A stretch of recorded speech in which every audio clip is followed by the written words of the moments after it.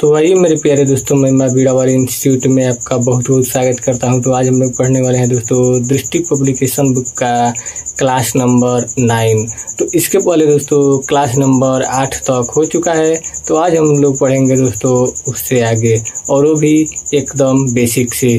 तो वही दोस्तों पढ़ते हैं। तो सबसे पहला है दोस्तों संघट, यानी कि जो संघट है वो किसे कहते हैं। तो आइए जानते हैं। वह प्रक्रिया जिसमें दो या दो से अधिक स्थूल पिंड अथवा आवेशित सूक्ष्म कण एक दूसरे से टकराकर अथवा पारस्परिक अन्योन्य प्रक्रिया से प्रभावित होकर अपनी गति का मार्ग बदल लेती है, उसे संघट कहते हैं। यानी कि दोस्तों जिसमें दो या दो से अधिक स्थूल पिंड या दो या दो से अधिक सूक्ष्म कण एक दूसरे से टकराकर अथवा पारस्परिक अन्योन्य प्रक्रिया से प्रभावित होकर अपनी गति का मार्ग बदल लेती है, तो उसे ही दोस्तों कहते हैं संघट। अगला है दोस्तों ग्रहों की गति संबंधी केपलर का नियम। यानी कि दोस्तों जो ग्रहों की गति संबंधी केपलर ने नियम दिया है, आइए दोस्तों जानते हैं उनका नियम। तो प्रथम नियम है दोस्तों कक्षाओं का नियम, यानी कि प्रथम नियम को ही कहते हैं कक्षाओं का नियम। तो सभी ग्रह सूर्य के परितः दीर्घवृत्ताकार कक्षाओं में परिक्रमण करते हैं तथा सूर्य कक्षाओं के एक फोकस पर स्थित होता है। यानी कि दोस्तों जो केपलर साहब का प्रथम नियम है वो है दोस्तों कक्षाओं का नियम। इसके अंतर्गत उनका कहना है कि जो सूर्य है वह बीच में रहता है और जो ग्रह है उसके चारों तरफ दीर्घ वृत्ताकार कक्ष में परिक्रमा करते हैं। अगला है दोस्तों दूसरा नियम। इस नियम को कहते हैं दोस्तों क्षेत्रफलीय वेग का नियम। यानी कि दोस्तों जो केपलर साहब का दूसरा नियम है उस नियम को कहते हैं दोस्तों क्षेत्रफलीय वेग का नियम।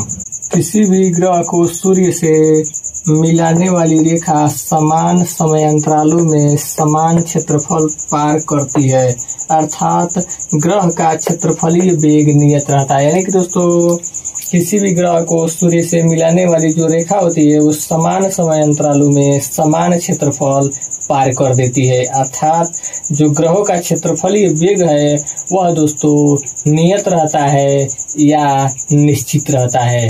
तो उम्मीद करता हूँ दोस्तों कि आपको जरूर समझ में आया होगा। अब आइए दोस्तों आगे पढ़ते हैं। तीसरा नियम को कहते हैं दोस्तों परिक्रमण कालों का नियम। यानी कि अगर जो परिक्रमण कालों का नियम दे दिया जाए एग्जाम में तो आप लोग समझ जाइएगा कि तीसरा नियम को ही बोल रहा है। किसी भी ग्रह का सूर्य के परितः यानी कि चारों ओर परिक्रमण काल एक पूरा चक्कर लगाने का समय का वर्ग उसकी दीर्घवृत्ताकार कक्षा के अर्ध दीर्घ अक्ष के तृतीय घात यानी कि घन के अनुक्रमानुपाती होता है। यानी कि दोस्तों जो तीसरा नियम केपलर साहब का कह रहा है यह होता है दोस्तों परिक्रमण कालों का नियम। किसी भी ग्रह का सूर्य के परितः यानी कि चारों ओर परिक्रमण काल में लगने वाला समय का वर्ग यानी कि दोस्तों उसकी दीर्घवृत्ताकार कक्षा के अर्ध दीर्घ अक्ष की तृतीय घात घन के अनुक्रमानुपाती होता है, अर्थात टी स्क्वायर अनुक्रमानुपाती होता है दोस्तों ए का क्यू। यानी कि दोस्तों टी जो है दोस्तों यह समय अंतराल को दर्शा रहा है और जो ए है दोस्तों यह दर्शा रहा है अर्ध दीर्घ अक्ष को। अब आइए दोस्तों देखते हैं उपग्रह का परिक्रमण काल। यानी कि दोस्तों जो उपग्रह का परिक्रमण काल होता है वह किसे कहते हैं। किसी उपग्रह द्वारा ग्रह के चारों ओर एक चक्कर पूरा करने में लिया गया समय उपग्रह का परिक्रमण काल कहलाता है। यानी कि दोस्तों किसी भी उपग्रह द्वारा किसी ग्रह के चारों ओर एक चक्कर पूरा करने में जो समय लिया जाता है तो उस समय को ही परिक्रमण काल कहते हैं। अगला है दोस्तों उपग्रह का कक्षीय वेग। यानी कि दोस्तों जब उपग्रह किसी कक्षा में परिक्रमा करता है तो उस कक्षा में उसका वेग क्या होता है, आइए उसको जानते हैं। जब कोई उपग्रह जैसे चंद्रमा पृथ्वी के चारों ओर वृत्तीय कक्षा में परिक्रमण करता है तो उस पर एक अभिकेंद्र बल कार्य करता है।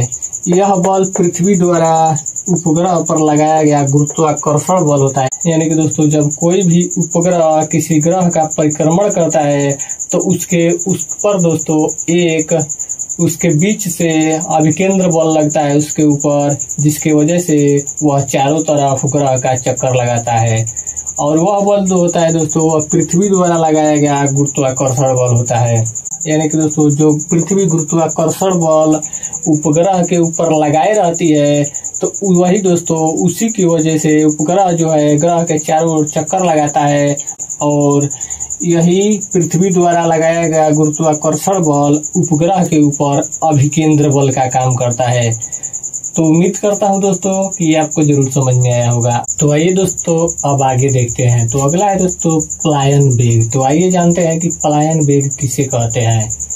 यदि हम किसी पिंड को तेज वेग से फेंके और वह पिंड पृथ्वी के गुरुत्वीय क्षेत्र से बाहर निकल जाए और पृथ्वी पर कभी न लौटे तो इस प्रारंभिक वेग को पलायन वेग कहते हैं। यानी कि दोस्तों यदि हम किसी भी पिंड को बहुत तेज वेग के साथ ऊपर फेंकते हैं और दोस्तों वह पिंड पृथ्वी के जो गुरुत्वीय क्षेत्र है यानी कि गुरुत्वाकर्षण बल जहां तक लगता है उस क्षेत्र से बाहर निकल जाए और पृथ्वी पर कभी न लौटे तो इस प्रारंभिक वेग को ही दोस्तों कहते हैं पलायन वेग। अगला है दोस्तों पलायन ऊर्जा। तो आइए जानते हैं कि पलायन ऊर्जा किसे कहते हैं। पलायन वेग से फेंकने के लिए पिंड को दी गई गतिज ऊर्जा पलायन ऊर्जा कहलाती है। यानी कि दोस्तों जो पलायन वेग से हम लोग किसी पिंड को ऊपर फेंकते हैं तो दोस्तों फेंकते वक्त जो दी गई गतिज ऊर्जा होती है उसी को बोलते हैं दोस्तों पलायन ऊर्जा। अगला है दोस्तों प्रत्यास्थता। जब किसी वस्तु पर कोई बाहरी बल लगाते हैं तो उसकी अवस्था में परिवर्तन हो जाता है तथा फिर हटा देने पर वह पुनः अपनी अवस्था में आ जाती है, उसे ही हम प्रत्यास्थता कहते हैं। तथा जिस वस्तु में यह गुण पाया जाता है उसे प्रत्यास्थ कहते हैं। यानी कि दोस्तों जब हम किसी भी वस्तु पर एक बल लगाते हैं तो दोस्तों उसका अवस्था परिवर्तन हो जाता है और जैसे ही बल हटाते हैं तो वह पुनः अपनी अवस्था में आ जाती है, तो उसी को बोलते हैं दोस्तों प्रत्यास्थता। यानी कि दोस्तों जब हम किसी रबड़ को पकड़कर खींचते हैं तो उसकी अवस्था परिवर्तन हो जाती है, लेकिन जैसे ही हम लोग दोनों हाथों से छोड़ देते हैं तो वह पुनः अपनी अवस्था में आ जाती है, तो उसी को बोलते हैं दोस्तों प्रत्यास्थता। और दोस्तों जिसके अंदर यानी कि जिस वस्तु के अंदर यह गुण पाया जाता है तो उसको कहते हैं दोस्तों प्रत्यास्थ। तो उम्मीद करता हूँ दोस्तों कि आपको जरूर समझ में आया होगा। तो दोस्तों आज बस यहीं तक, फिर मिलते हैं अगले दिन ऐसे ही बेसिक क्लास के साथ। धन्यवाद।